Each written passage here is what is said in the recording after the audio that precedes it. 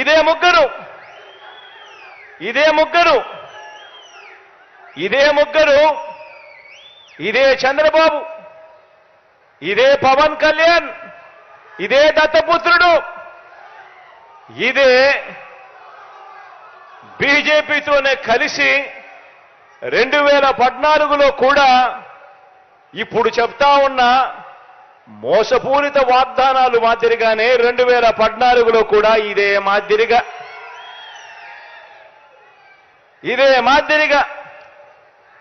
2014లో కూడా ఎన్నికలప్పుడు ఇదే ముగ్గురు ఒకటయ్యారు, ఇదే ముగ్గురు ఒకే స్టేజ్ మీద కూర్చున్నారు, ఇదే ముగ్గురు ఒక కూటమిగా ఏర్పడ్డారు.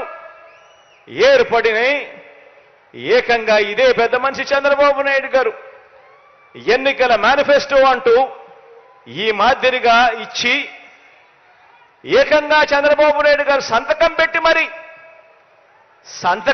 మరి ఈ మాదిరిగా ప్రతి ఇంటికి కూడా పంపించాడు ఈ పెద్ద మనిషి చంద్రబాబు గారు.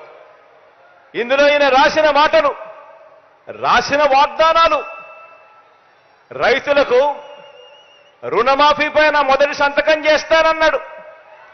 87,612 కోట్ల రూపాయల రైతుల రుణాలు మాఫీ చేస్తానని చెప్పి ఎగనామం పెట్టాడు. పొదుపు సంఘాల రుణాలు పూర్తిగా రద్దు చేస్తానన్నాడు.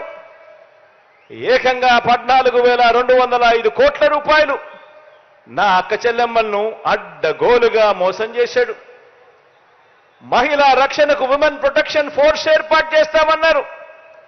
మహిళా రక్షణకు ఉమెన్ ప్రొటెక్షన్ ఫోర్స్ కథ దేవుడెరుగు.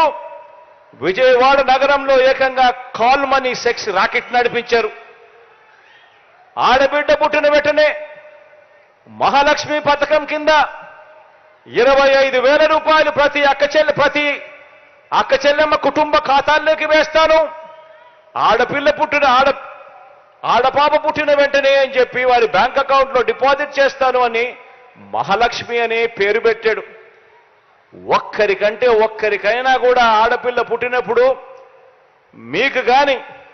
మీకు తెలిసిన వ్యక్తులకు కానీ, మీకు తెలిసిన అక్క చెల్లెమ్మలకు కానీ ఒక్కరికైనా వాడు ఆడపిల్లలు పుట్టినప్పుడు 25,000 రూపాయలు వాళ్ళ బ్యాంక్ అకౌంట్లోకి డిపాజిట్ చేసినాడా అని అడుగుతా ఉన్నా నేను.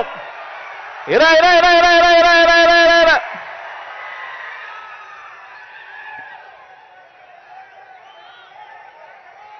ఇంటికో ఉద్యోగం